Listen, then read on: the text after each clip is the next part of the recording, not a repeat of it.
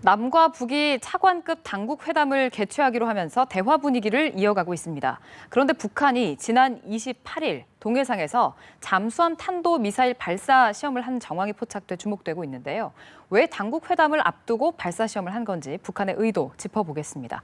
동국대학교 북한학과 김용현 교수, 연합뉴스 통일외교부 이상현 기자 두 분 모셨습니다. 어서 오십시오.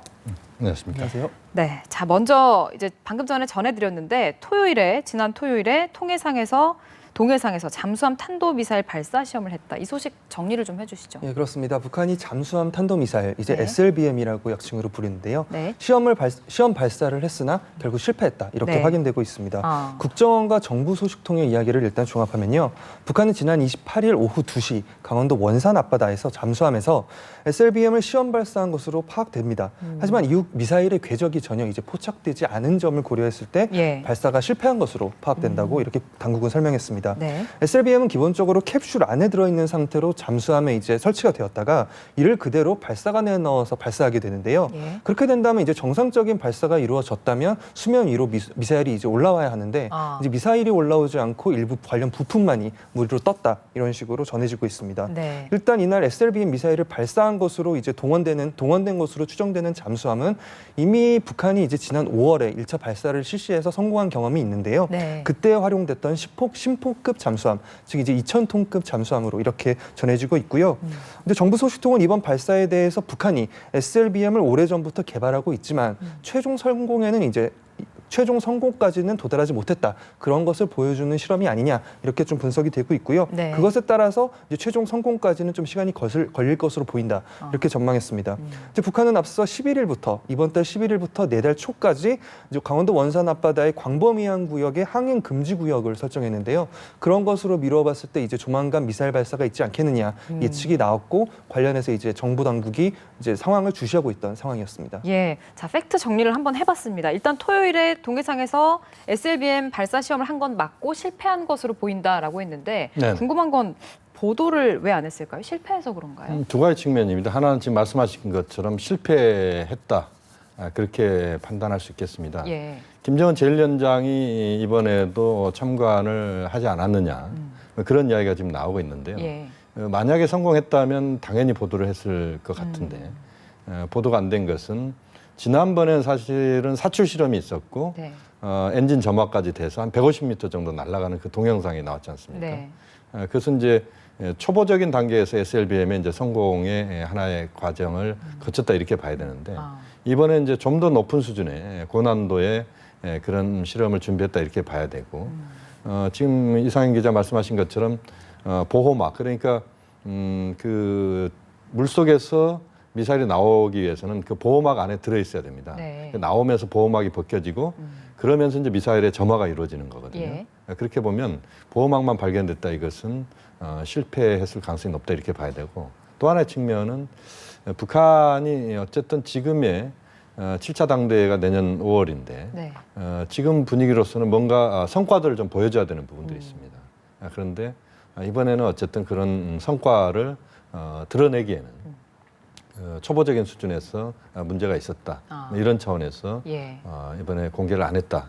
이렇게 볼 수 있겠습니다. 예, 그 지금 교수님께서도 잠깐 언급을 해주셨는데 김정은이 이번 발사 시험에 참관을 한 걸로 국정원이 얘기를 네, 했더라고요. 그렇습니다. 말씀해 주셨다시피 이제 오늘 국정원의 국회정보위원회 보고를 통해서 이러한 내용이 공개가 됐는데요. 네. 국가정보원은 이번 보고에서 김정은 북한 국방위원회 제1위원장이 지난 28일 이제 원산을 방문해서 지금까지 이제 설명드렸던 SLBM 이제 시험 발사 장면을 이제 시찰을 했다 이렇게 네. 보고를 했습니다. 이제 그보다 앞서 이제 북한 관영 조선중앙통신은 이제 김정은 제1위원장이 지난 27일에 이제 원산에 있는 구두 공장을 시찰했다는 내용을 보도한 바가 있는데요. 예. 그런 차원에서 시점을 좀 이제 비교해 본다면 이제 구두 공장을 시찰하고 그다음에 바로 이어서 이번 미사일 발사를 시찰한 것으로 보입니다. 이제 앞서 김정은 제1위원장은 지난 5월에 1차 시험 발사 당시에도 이제 교수님께서 말씀해 주셨다시피 이제 현장을 지켰었는데요. 이제 그리고 당시에는 참관 사실을 대대적으로 보도 보도한 데 이어서 성공을 했으니까 일단 예. 일부나마 성공을 했으니까 이제 관계된 사람은 치하하는 네. 보도도 이제 잇따라 나왔습니다. 아. 이제 그런 점을 고려한다면 이제 북한이 이제 전 사회적으로 봤을 때 미사일 발사를 얼마나 좀 의미 부여를 중시 여기고 있느냐 그런 거를 좀 시사하는 점이 있다고 보여지고요. 네. 북한에서는 왜냐하면 이제 최고 지도자가 참석하는 행사 같은 경우에는 그 외 행사와 전혀 별개의 차원으로 다뤄지기 때문에 김정은 제1위원장이 참석했다는 거는 그만큼의 의미 부여가 이루어졌다 그렇게 볼 수 있을 것 같습니다. 그렇군요. 그러면 이렇게 의미 부여를 하는 이유, SLBM 시험 발사를 이렇게 열심히 하는 이유가 뭘까요? SLBM은 그 잠수함에서 미사일이 날아가가지고 특정 지역을 타격하는 겁니다. 예. 그러니까 우리가 일반 지상이나 또는 함정에서 미사일 발사가 이루어질 경우에는 굉장히 빨리 포착할 수가 있고 또 그 미사일의 그 발사 이전에 그걸 파괴할 수도 있습니다. 그러니까 기지를 파괴한달지 또는 날아오는 미사일도 파괴할 수 있습니다. 네. 그런데 잠수함에서 발사되는 미사일은 사실은 종잡을 수가 없습니다. 왜냐하면 잠수함은 사실은 현대 군사과학으로 정확하게 탐지가 어려운 그런 그 무기 체계다 이렇게 봐야 됩니다. 네. 그러니까 잠수함에서 발사되는 미사일이 산술적 논리적으로는 미국의 LA의 앞바다에 동태평양 그러니까 우리가 봤을 때는 태평양 동쪽에서 발사가 돼서 LA의 그 특정 지역을 타격할 수도 있습니다. 그러니까 사실은 대륙간 탄도 미사일이 불필요한 상황에서 북한이 거기에 핵답체를 할 경우에는 핵무기 발사도 수중에서 할 수 있다. 그것은 사실은 이것은 그 전략 무기 중에서도 굉장히 고난이도 전략 무기다 이렇게 봐야 되고 예. 만약에 그것이 부산 앞바다에서도 그 미사일이 단거리 미사일이 그 부산의 특정 지역을 타격할 수도 있는 그렇게 본다면 그 SLBM 대륙간 탄도 미사일을 능가하는 그런 차원에서 매우 위협적인 무기가 될 수밖에 없다. 예. 또 북한이 이런 것들을 개발해 놓는다면 앞으로 미국이나 국제사회 협상 과정에서 북한이 상당히 우위에 선 가운데 협상할 수 있다. 이것이 이제 북한에게 중요한 의미로 다가온다 이렇게 볼 수 있습니다. 예. 지난 5월에도 그렇고 이번에도 그렇고 또 교수님 말씀에 의하면 앞으로도 계속 이 시험을 계속할 것 같은데 우리가 지금 당장 신경 쓰이는 건 당국 회담을 앞두고 있지 않습니까? 네네, 그렇습니다. 이거랑 관련해서 어떤 의도를 내포한 건지 어떤 영향을 미치진 않을지 궁금합니다. 사실 이제 그 의도 부분을 우리가 한번 봐야 되는데 네. 이상현 기자도 이야기를 했습니다만 항행금지구역 설정을 이번 12월 7일 정도까지 북한이 했습니다. 네. 지난 11월 11일부터 원산 앞바다 했는데 마침 이제 그 우리가 북측과의 당국회담 12월 11일 날 열리지 않습니까? 예. 그러니까 북한은 의도된 것이라기보다는 자기 일정대로 그 SLBM 발사 훈련을 했다 이렇게 한편으로 볼 수 있을 것 같고요. 네. 그렇지만 이제 또 하나 12월 7일까지 항행금지 설정을 했기 때문에 그 이전에 만약에 또 북한이 SLBM 실험을 또 한번 하게 된다. 네. 그래서 부분적인 성과를 북한이 거두게 된다. 이런 가정을 할 경우에는 당관회담의 분위기는 상당히 싸늘해질 수밖에 없다. 그래서 영향을 줄 수밖에 없다는 겁니다. 그러니까 당관회담에 그 파기까지 가기는 쉽지는 않겠습니다만 예. 그러나 만약에 북한이 또 한 번 실험을 해서 그 부분적인 성공의 그 영상을 만약에 국제사회에 공개할 경우에 우리가 당관 회담을 하는데도 상당한 위축을 주는 그런 부분은 좀 불가피한 부분이라고 볼 수 있습니다. 예, 그러니까 이번 한 번만 가지고는 괜찮지만 한 번만 더 하면 영향을 미칠 수도 있다는 그렇습니다. 12월 말씀이시군요. 11일 이전에 예.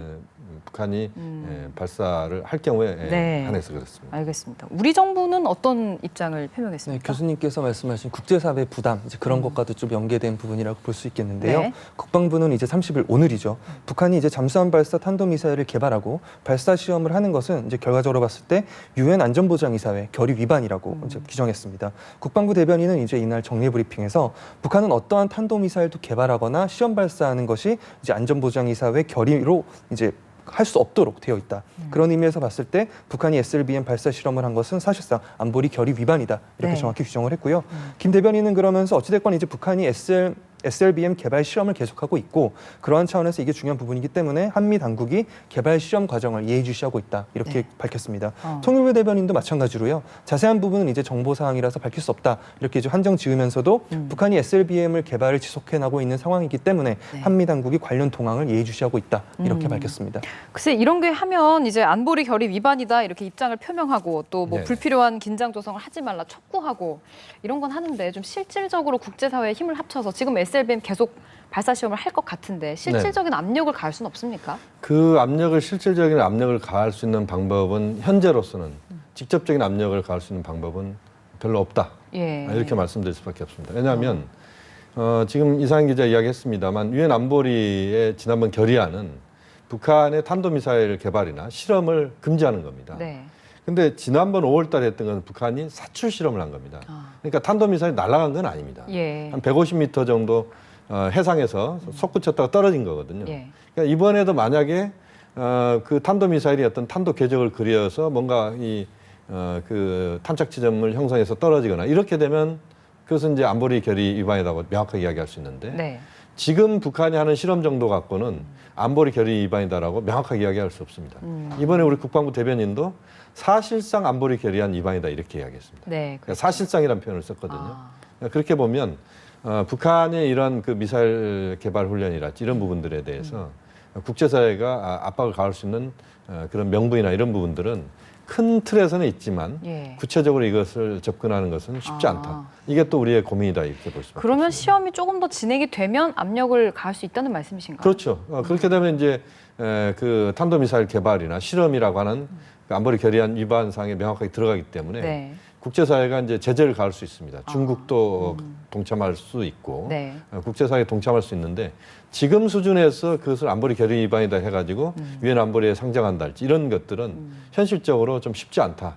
그렇게 볼 수밖에 없습니다. 그렇군요. 그러면 지금 정확히 북한의 탄도미사일 수준이 어느 정도인가요? 객관적으로?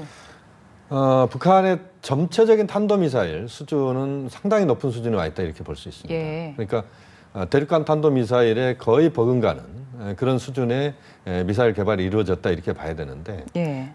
그렇지만 이제 우리가 또 하나 지금 SLBM 잠수함 발사 탄도미사일 이 부분에 있어서는 네. 아직까지는 초보적인 수준이다 이렇게 볼 수밖에 없습니다. 예, 지금 그렇지만 교수님, 네. 좀 더 우리가 또 지켜봐야 될 부분입니다. 지금 간단히 짚어주셨는데 이상현 기자, 전문가들은 어느 정도 수준까지 도달했다고 보고 이제 있습니까? 말씀해주신 대로 발사 단계가 과연 어느 단계까지 도달했는지에 대해서 많은 관심을 끌고 있는데요. 네. 몇 번 말씀드렸지만 이제 이번 시험은 두 번째로 밝혀지고 있고요. 네. 이번에 있었던 실험은 지난 5월에 있었던 첫 번째 실험과 사출 실험과 이제 근본적인 차원에서는 같은 실험으로 평가되고 있습니다. 그런 것을 여러 가지로 비추어 봤을 때 전문가들은 이제 종합적으로 봤을 때 결과적으로 이런 식의 발사 사출 시험이 수십 차례 진행이 되어야 실질적인 이제 어떤 무력을 보유했다라고 볼 수 있기 때문에 예. 좀 더 이게 완성되기 위해서는 좀 더 시간이 필요하다 이렇게 보는 게 기본적인 관측이고요. 네. 이걸 매우 단순화시켜서 얘기를 하자면 SLBM은 한 3단계 정도로 구성이 된다고 합니다. 그러니까 네. 육지에 발사대를 설치해서 발사하는 단계, 항구에 정박된 잠수함에서 발사되는 단계,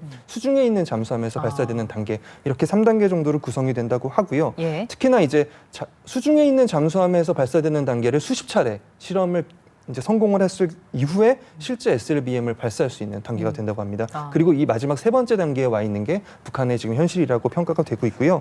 근데 이제 하지만 이제 세 번째 단계에서 말씀을 드렸다시피 수십 차례 실험이 이루어진 다음에야 네. 이제 실질적인 배치가 가능하기 때문에 지금 전문가들은 그 상태까지 도달하려면 최소한 2년 안팎이 걸린다 이렇게 전망하고 있는 상황입니다. 예. 2년. 근데 그렇게 긴 시간이 아니란 말이죠. 우리가 네. 대응할 전략이 있어야 될 것 같은데 우리는 네. 어느 정도입니까? 그럼? 사실 그 SLBM에 대한 대응 전략을 찾는다는 건 현실적으로 좀 어렵습니다. 왜냐하면 잠수함에서 발사되는 미사일이기 때문에 이 잠수함이 어디에 있는지를 확인을 해야 되는데 그게 쉽지 않습니다. 그러니까 우리가 지금 가장 우선적으로 그 SLBM에 대응하는 방식은 북한의 모 기지에서 그러니까 잠수함이 출항할 수 있는 네. 전개되는 그 기지를 사전에 확인하면서 그 과정에서 뭔가 조치를 취하는 겁니다. 사실상 그 부분을 빼놓고는 실질적으로 할 수 있는 게 별로 없다. 왜냐하면 잠수함이 해저에서 기동하게 되면 사실 이제 뭐 소나나 여러 가지 그 탐지 기구를 통해서 우리가 추적을 합니다만 네. 그러나 그 추적이 100% 완벽하지 않다는 겁니다. 그러니까 해상은 뭐 우리가 여러 가지 그 레이더랄지 이런 걸로 되지만 수중은 여러 가지 음파들이 작동하고 있기 때문에 뭐 돌고래도 있고 네. 뭐 고래도 있고 뭐 여러 가지 수중 생물들이 있기 때문에 그 찾기가 쉽지 않다. 그렇게 보면 그 잠수함 기지에서 출항할 때 또 잠수함 기지로 귀환할 때 네. 이런 것들을 명확하게 체크하면서 잠수함의 행로들을 찾는 이런 작업을 해야 되고 사실상 이 부분은 이제 한미 합동으로 하는 방식밖에는 현재로서는 없습니다. 왜냐하면 네. 우리는 그 정도를 탐지할 수 있는 그 수준들이 아직 안 되고 있기 때문에 그것도 한미 간에 얼마만큼 그 합동 작전이 이루어지느냐 이 부분도 상당히 중요한 부분이라고 볼 수 있습니다. 예, 알겠습니다. 지금 북한은 잠수함 탄도미사일 개발 열심히 하고 있는데 정작 미국 정부가 하푼 미사일을 한국에 판매하기로 승인하는데 이걸 아주 그렇습니다. 비난을 하더라고요. 예, 그렇습니다. 타이밍이 또 그렇게 되었는데요. 네. 사실 이제 노동당 기간지 노동신문에서 나온 내용인데요. 사실 객관적으로 봤을 때 북한이 이제 자신들은 어떤 군사 훈련을 진행하고 신무기를 개발하면서 이제 우리나라의 어떤 무기 도입이라던가 그런 부분에 대해서 비난하고 있는 것이 하루 이틀의 일은 아니긴 합니다. 네. 이제 말씀해 주셨다시피 미국 정부가 이제 신형 하푼 미사일을 한국에 판매하기로 하는 것을 승인한 것에 대해서 네. 이제 노동당 기간지 노동신문이 이제 그것에 대해 비판하는 논평을 내놓은 건데요. 뭐 내용은 이렇습니다. 뭐 이렇게 무기를 들여오는 것이 동족 상쟁을 몰아오는 범죄다. 뭐 조선 민족끼리 서로 대결하도록 이렇게 만드는 데 있다. 그런 속셈이 있다. 이제 그러면서 미국이 남한을 상대로 무기를 계속 이렇게 팔게 된다면 남한이 이제 상상하기 어려운 무서운 결과를 가져올 수 있는 위험천만한 화약고가 될 수 있다. 이런 식으로 위협하기도 했고요. 예. 논평은 또 이제 남한의 미국의 첨단 장비를 이렇게 들여오는 것들에 대해서 미국이나 이제 우리가 이제 북한의 어떤 핵무기나 미사일에 대한 억제력을 높이기 위해서 이제 하는 거라고 주장을 하고 있는데 그것들이 이제 허황된 궤변이다. 이런 식으로 몰아가는 모습을 보이기도 했습니다. 예, 참 누가 해야 될 말인지 모르겠는데 그 지난번에 10월에 노동당 창건일 전후에서 장거리 로켓 발사 왜 예고를 하지 않았습니까? 네. 그거랑 이번 SLBM하고는 상관없는 건가요?